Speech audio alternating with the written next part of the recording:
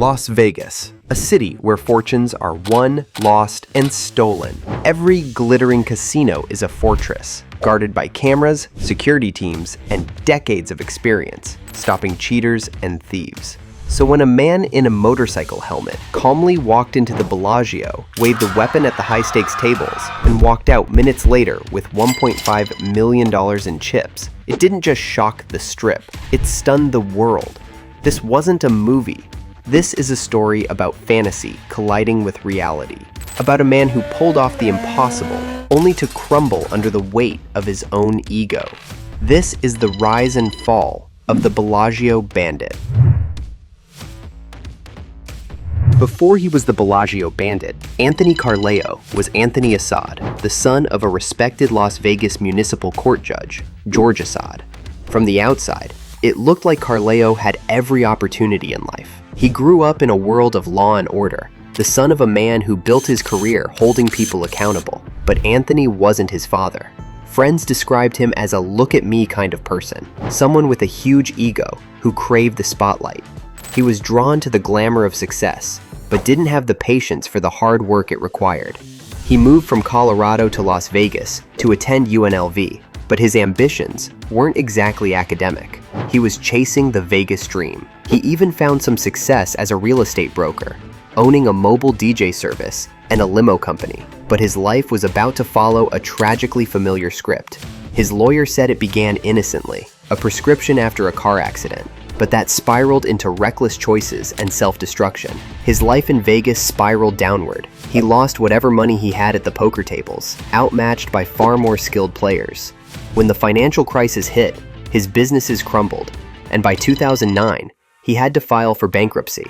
He ended up living at home with his family, his life a far cry from the high-roller fantasy he so desperately wanted to live. According to an undercover officer's testimony, his frustrated father cut his monthly allowance from $1,000 down to just $600. For a man with expensive habits and a craving for high-stakes thrills, that was the breaking point. Embarrassed, angry, and feeling like a complete failure, a risky idea started to take root. If he couldn't win the money, he'd just take it. The fantasy of walking into a casino and taking what he wanted became an obsession. And this wasn't just a fleeting thought, it was a plan. In the pre-dawn quiet of Tuesday, December 14, 2010, a Suzuki motorcycle pulled up to the Bellagio's North Valet entrance. The driver was dressed in black, his face completely hidden by a full-faced, white-striped motorcycle helmet. He parked the bike facing the street, ready for a quick getaway. He got off his bike, walked quickly through the valet, and without hesitation, entered the casino, passing a security guard before locking onto his target. The massive casino floor was quieter than usual. His prey was the high-limit craps pit, one of the only games still running. With the table in sight, he reached into his pocket and produced something that made everyone freeze. "Move!" he yelled. The space around him emptied. He reached over the table and started scooping handfuls of chips into a bag. He wasn't grabbing randomly. He was focused on the highest denominations. He grabbed stacks of $100, $5,000, and the casino's most prized possessions, the $25,000 cranberry chips, named for their distinctive reddish color. These were the chips reserved for the world's wealthiest high rollers. In a flash, he had stuffed his bag with roughly $1.5 million in Bellagio plastic. All security could do was watch him fade into the darkness. In under 60 seconds, Anthony Carleo had done the impossible. He had robbed the Bellagio and made himself a millionaire. The heist made international news, with many comparing it to a scene from Ocean's 11. But there was a fundamental flaw in his plan, a problem that would be his undoing. He hadn't stolen cash, he had stolen casino chips. But, as he was about to learn, their value vanished the moment he stepped outside those doors. Inside, he was a millionaire. Outside, they were nothing but plastic. He'd just executed one of the most fearless grabs in Vegas history, but his next move was reckless. Less than 24 hours after the heist, he walked right back into the Bellagio. He strolled right up to the same craps tables he'd hit, listening as staff and players whispered about the mysterious biker bandit, secretly savoring the fact that they were talking about him. "I just jacked this place, and now I'm going to cash in everything I took."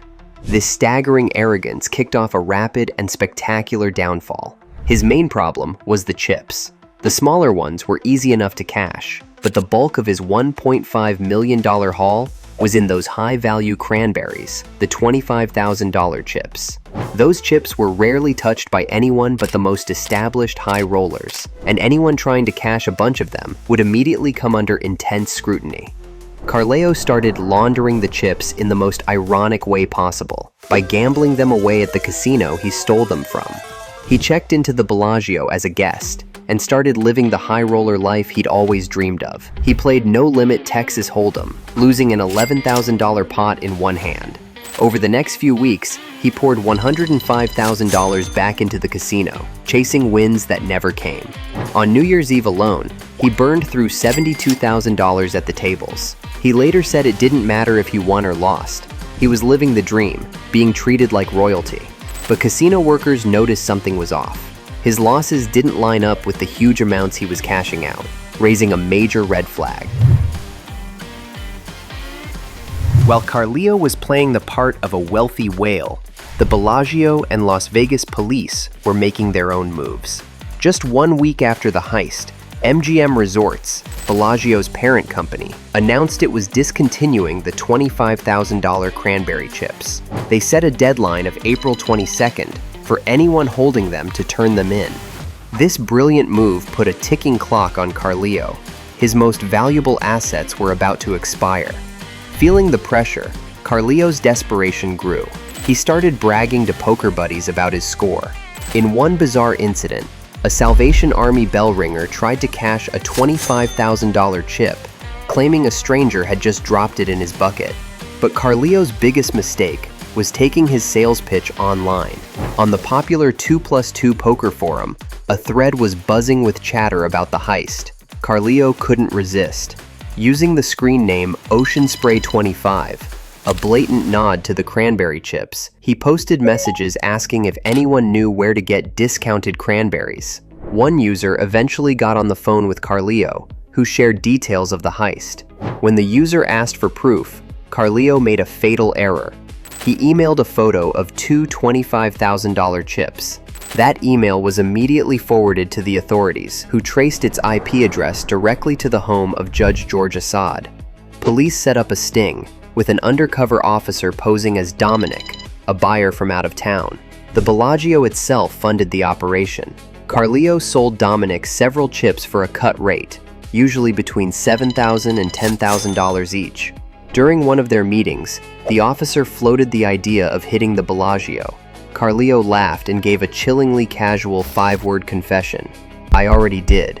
The final act took place on February 2nd, 2011. Carleo met Dominic in a Bellagio bathroom to sell him more chips. After the exchange, police swarmed in and ordered him to the floor. During the investigation, police found he had already written plans to hit Caesar's Palace next. Now facing a mountain of charges, he stood before the court and pleaded guilty. At sentencing, his voice wavered as he apologized for the chaos he caused and the shame he had brought to his family.